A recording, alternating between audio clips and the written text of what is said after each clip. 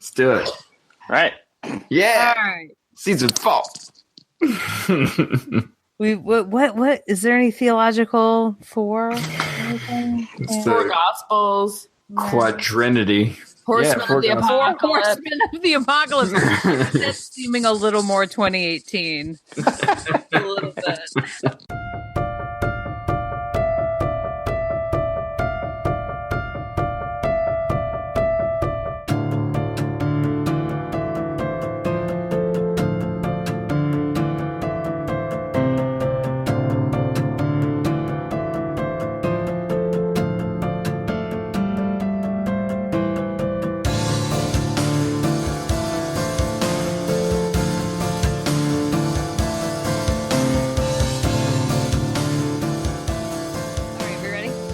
Yeah, let's do it. Hey, welcome to Popping Collars, the podcast that lives at the intersection of religion and culture. My name is Betsy Gonzalez, and I serve as the head chaplain at Episcopal High School in Alexandria, Virginia. And I am excited that we are beginning season 4 of Popping Collars with a hostful podcast, or a quad host, if you will, or the 4 horsemen of the apocalypse. I don't know. It's all 4 hosts are here. First, we have Greg Knight. Greg, where are you? What are you up to? I am in Palm Beach, Florida, where I'm the director of Children and Youth Ministries. Just got back from a camping trip with my high school youth where I got to sleep on the ground. I think I'm getting a little too old for that. Wow. Then we're out to the West Coast. Ricardo Avila, you are someplace new and doing something new. Where are you? What are you up to? Hey, Betsy. I am the new rector at St. Luke's Episcopal Church in beautiful Los Gatos, California. And in less than 2 weeks, we will celebrate the installation, investiture, institutionalization of the rector of this parish. That is me. So I'm very excited about that. And so far, so good. I've been here almost 4 months. And it's a sweet community. And the place is ridiculous. It's in downtown Los Gatos. There are like Santa Cruz Mountains right outside the door. That sounds. Does that mean the cats? It means the cats, and there's a history about that, and I can't remember it. Next time.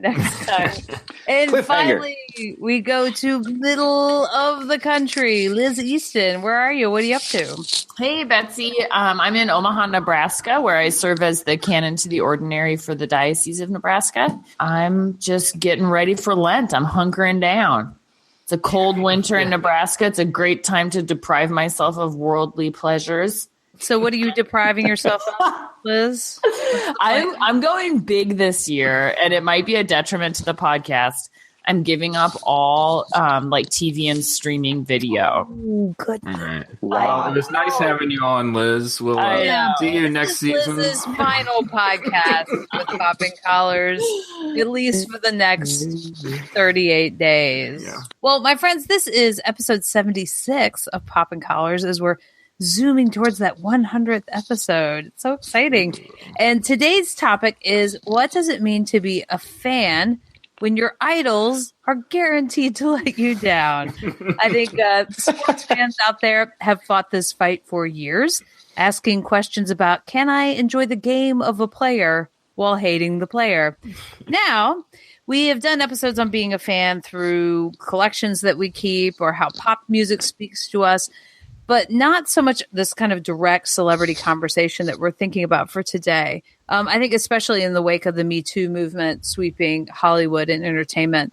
And to be honest, we actually talked about just beginning with a Me Too episode, but the more we've kind of looked at the year and what's happening, we feel like this is a movement that's sustaining, and it's probably going to be a thread through our episodes this season going forward. So, because nevertheless, this is persisting. So, for folks who take being a fan seriously and see fanship as an extension of ourselves, right? My question for the panel is, what individual would you need to do some ethical backflips to somehow justify or twist yourself into being okay if something were to come out about them? Or would you just simply be devastated? Well, is it okay if I said a person who is no longer with us? Mm-hmm. Because I had cousins that were huge fans growing up, and it kind of led all of us who grew up in my family down this path. we loved Prince. We loved Prince so much. There was really nothing that Prince could do wrong in our eyes. No album that Prince could put out that we wouldn't buy and listen to and inwardly digest. And so if we were in this situation and an allegation were made about, oh, well, it turns out that Prince did this horrible thing, it would really make me reevaluate the past 40 years of my life, because so much of that stuff, so much of the beauty of it, so much of the identity of it is part of who I am as a person. Mine is a music one also.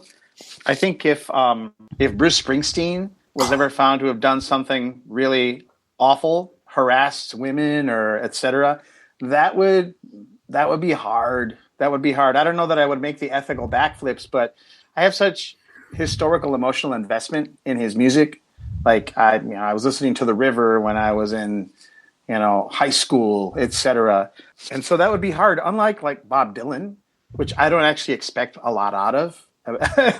I love his music, but he's kind of a jerk already, I think. Yeah, we just lost Bob Dylan as a listener. Bob Dylan, huge Popping Collars fan. He's all over the tweets. Can't get enough. Hey, what you saying about me? Right. Thanks for that. Sorry. And Sufjan Stevens as well would be hard. Yeah. The first person I thought of was Barack Obama, who, of course, has proven himself to be kind of above reproach. Anyway, I think that was part of his success. But if something came out where, like, one of these Me Too style allegations was made about President Obama, that would be really hard for me. And also Oprah Winfrey. Ooh. I know. Greg, hearing you talk about Prince made me think of, like, even in probably middle school, sitting in front of the TV and like learning so much about the world through the lens of Oprah, and then how that has now continued into my 30s. I still she's not perfect, but has been kind of a steady cultural icon throughout my coming of age. So that would be hard for me. But it's so weird that just things that we saw on TV or in movies or tropes of things not long ago, that now I look at with this whole new, maybe I'm just, I'm more awake and conscious to it, but you're like going, oh my God, how did that ever air on television? How did that Doritos ad where the women's clothes fly off, how is that a Super Bowl ad for Doritos not that long ago? Right. And well, I mean, yeah. What is happening? Well, I mean, yeah. How was Entourage a hit show on HBO? Not that long ago, a show that prided itself on the objectification of women. I think it's almost like the NFL. Like, I'm not a huge football fan, but I watched the Super Bowl, for example, and it was very hard for me to watch that knowing what I know now about the effects of traumatic brain injury. Does the whole industry, if you will, need to be reformed before you can appropriately consume that material? Or is there a middle ground? Do we have to be perfect fans? Just, that's not possible. And then maybe that's a good lesson, especially as you head into Oscar season, because you want to think that the people who are receiving awards are worthy of the awards that they're receiving.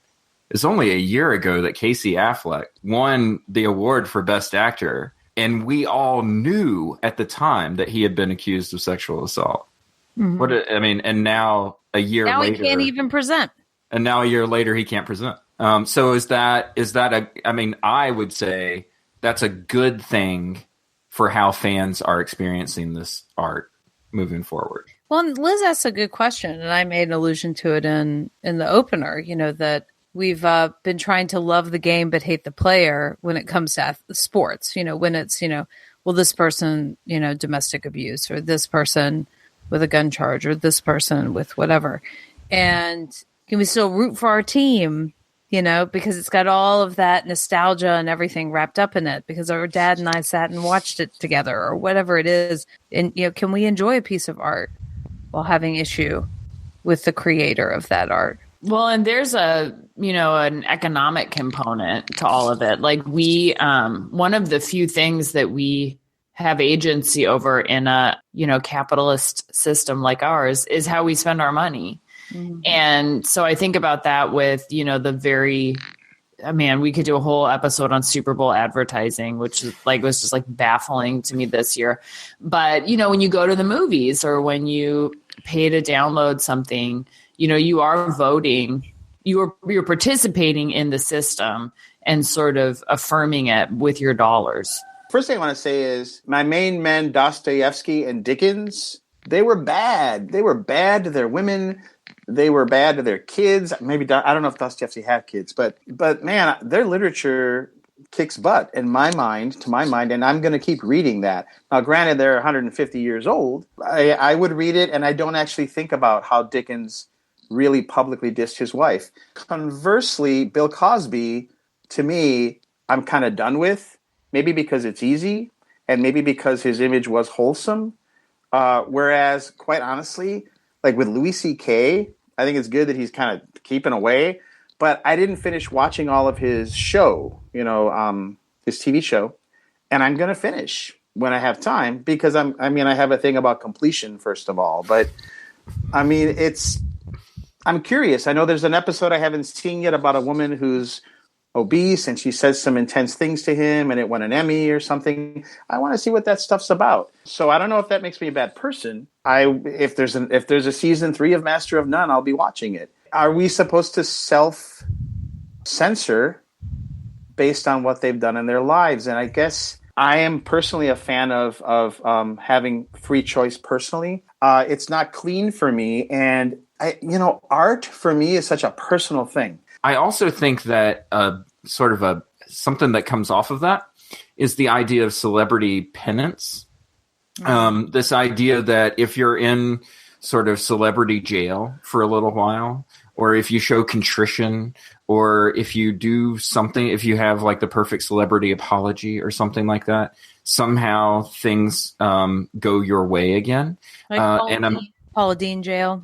Paula Deen jail, Mel Gibson jail. Yeah, right. Mel Gibson just had a hit movie. Louis C.K. is in celebrity jail. Right. So Hugh Grant just had a hit movie a month ago, and that's coming on the heels of anti-Semitic comments, anti-women comments, like awful stuff. Mel Gibson had a hit movie a month ago. Daddy's Home 2? I think that's what it was. Something. The podcast can't. Our listening audience can't see my face right now.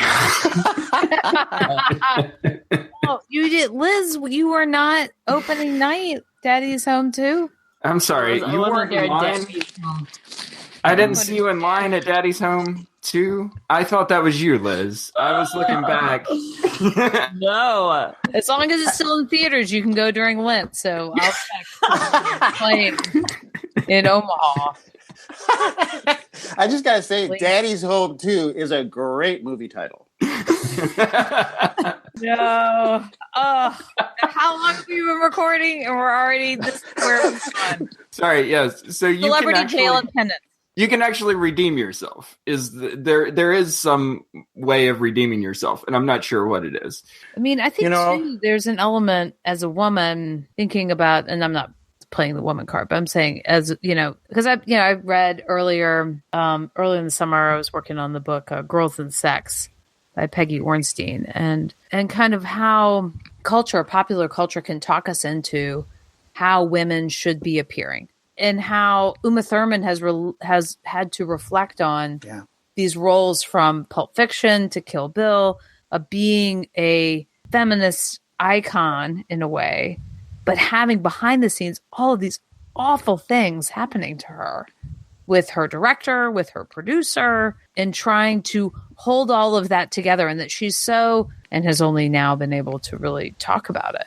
And it's decades later. I think that part of what this whole issue reveals by making it public and now taking the time for people like Uma Thurman to take the time to tell that story, not be right out of the gate, but the value of it being sort of a long game of exposure is that it's showing in this moment where as a culture, we are totally black and white, right and wrong, this and that. We're so polarized. We now have in front of us the reality that issues like this and other issues, race, you might say, poverty, any number of issues are totally muddled and confused, and there's no perfect way through them. It's like a case study for that.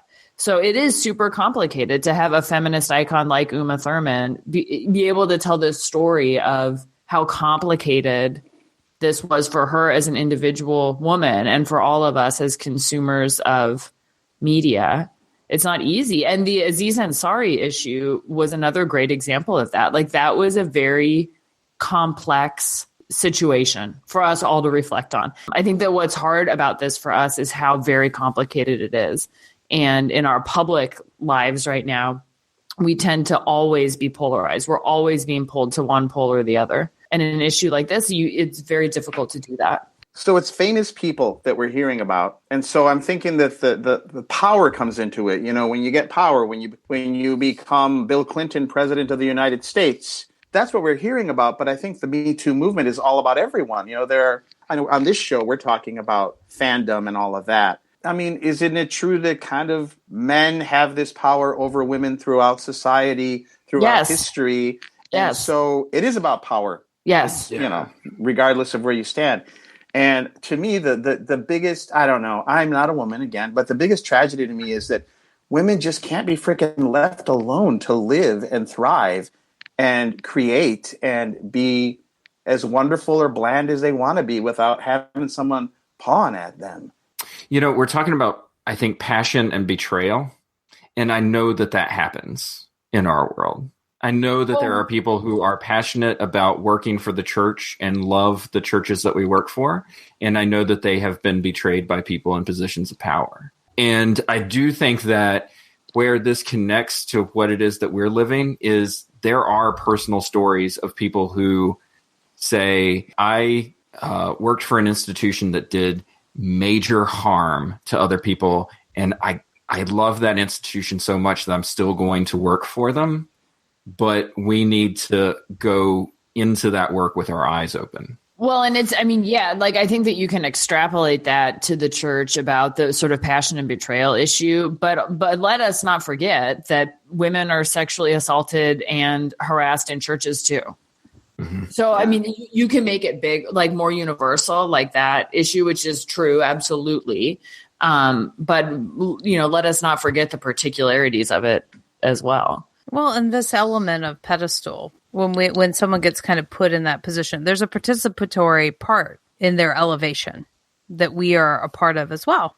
You know, whether it's with our dollars or with our interest or with our, you know, hiring that person to be in that position in a biblical way.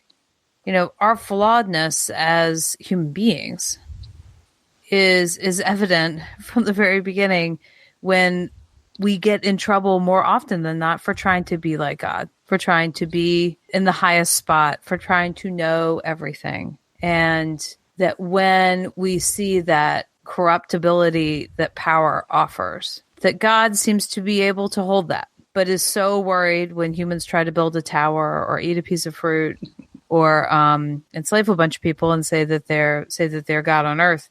That's not okay. But that at its heart, we just did the Noah story today. Like, I've started a new semester. So we just did Noah today. And God saying, oh my goodness, this was such a mistake. And I'm not going to do this ever again. Because now I just know that humans are flawed from the beginning. I know that and the kids really got hung up on the use of the word evil there, that humans are evil at their seed, you know, and I said, now I want you all to think about this like Marvel superhero evil, like the bad guy. I want us to think about this we are flawed. Human beings are flawed. We screw up. We don't do things right. We hurt one another. We hurt God's creation. We sin. And is this some forgiveness as a part of this? And that God recognizes that, but still loves us anyway, and still moves towards us over and over again through different people and different situations, and wants to be close with us, but that we struggle with that as a reality.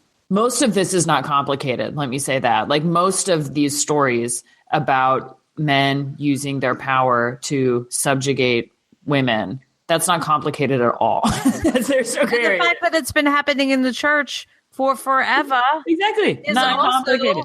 it's just real. That's not a gray area. Yeah, no, that's not a gray area. Right. What I mean is that there has been revealed the messy complicatedness of how we, and I'm talking as women, how we negotiate this in our lives.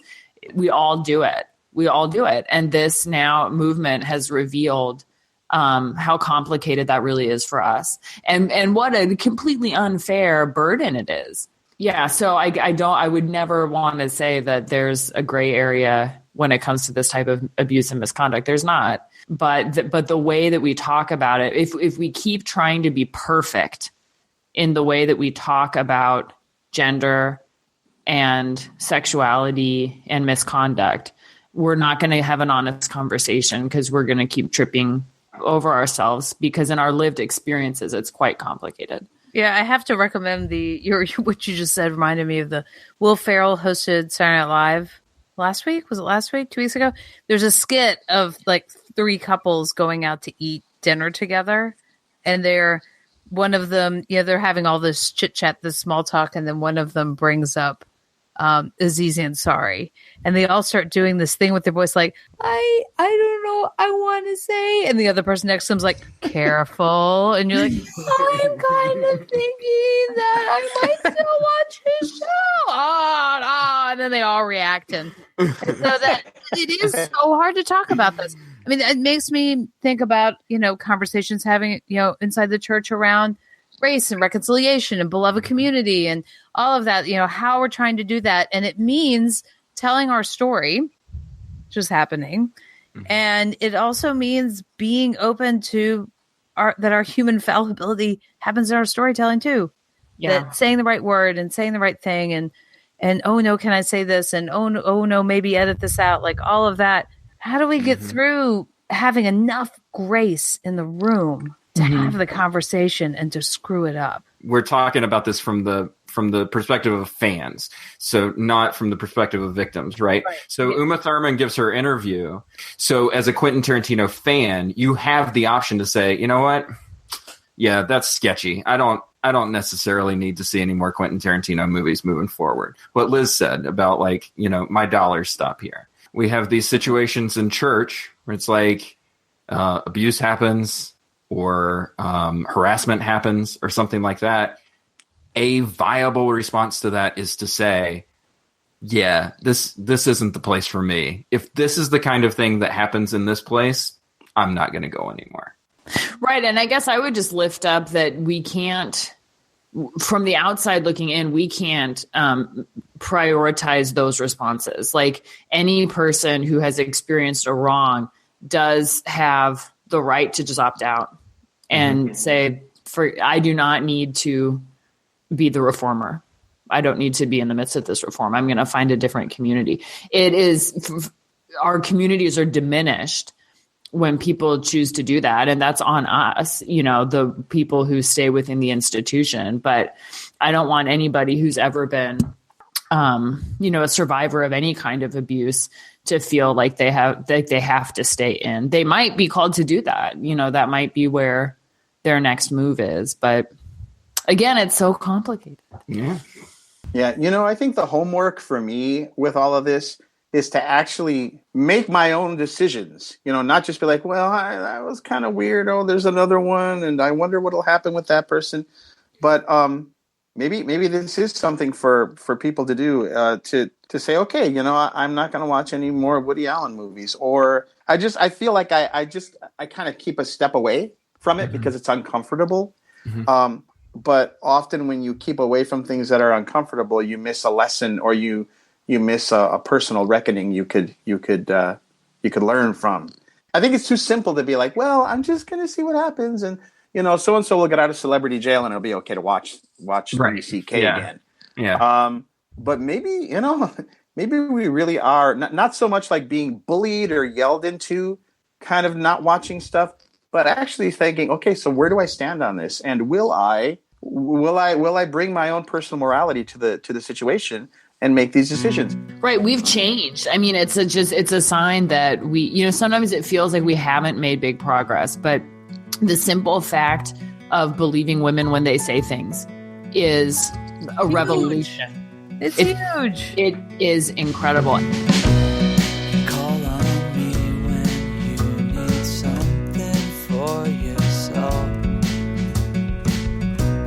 Hear my name and wish for anybody else. But you don't know about your happiness alone. I'm still waiting on a dream that'll never come. I hoped you let me down. I never have to talk out loud. We decided for the season we're going to continue with our blockbuster video-inspired staff picks. Staff picks are great. Staff picks are great. Liz has got a good one that I've actually been looking forward to. So what? Tell me your staff pick, Liz. Yeah. So my staff pick this time is the reboot of Queer Eye for the Straight Guy on Netflix. Yes. It's so good. So you all might remember the original Queer Eye for the Straight Guy, which probably came out in like the early 2000s. Yes, on Bravo. Mm-hmm. On Bravo. Bravo was one of Bravo's like first big hits. And for many Americans, I'm guessing, it was the first time that a group of gay men were in their living room. And so the premise of the show is that there's a group of 5 gay guys who sort of make over the life of a straight guy somewhere, who's nominated by a friend, just like any other makeover show. And they do everything from like interior design to cooking and food to hair and grooming, and then also this sort of more nebulous, like personal empowerment side. So the reboot is the exact same concept. What's different about it, it's on Netflix, so you can swear, which is kind of fun. A different cast, and it takes place entirely in the state of Georgia. Oh. So it's, yeah. And I feel like it is the show that we need, that America needs right now. Because what happens is in almost every episode that I've seen, there's a very true moment of exchange between both sides, if you will. Like in one episode, for example, they're making over a police officer in a small town in Georgia. And it just so happens that he has to do a long car ride with one of the other guys who's African American. And so they're just getting back from the place where they went together in the car. And they have this long, beautiful, hard conversation about basically about Black Lives Matter and about this one guy's experience as a Black man being pulled over by police and the police officer's experience of being villainized by the public. And it's like a moment of real encounter between them. Wow. So what I like about this new reboot is that exchange feels really mutual. It goes both ways.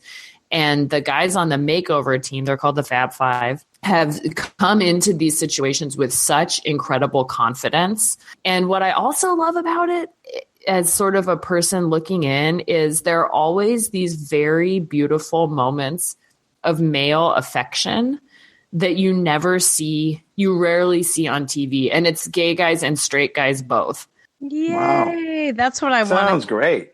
Yeah, it's really good. Our show was so groundbreaking in that way of, it was in the midst of, or sort of towards the tail end of like kind of the coming out movement, right? Mm-hmm. And that then it became, we're out. We don't have to come out. We're just us.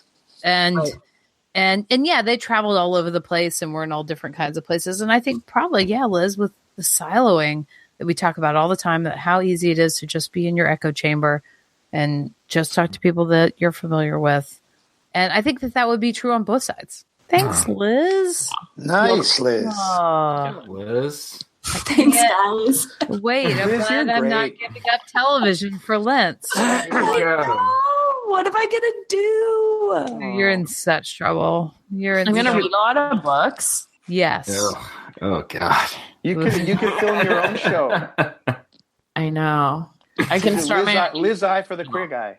Yes, that's right. Your own vlog. Is that still a thing? Do people still do that?